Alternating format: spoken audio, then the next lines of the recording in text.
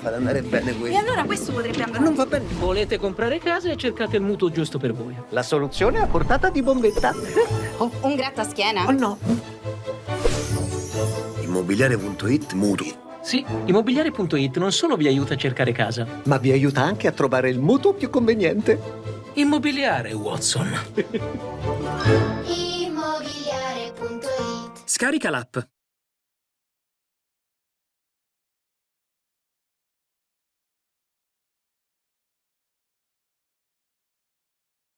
Ok, apri la finestra.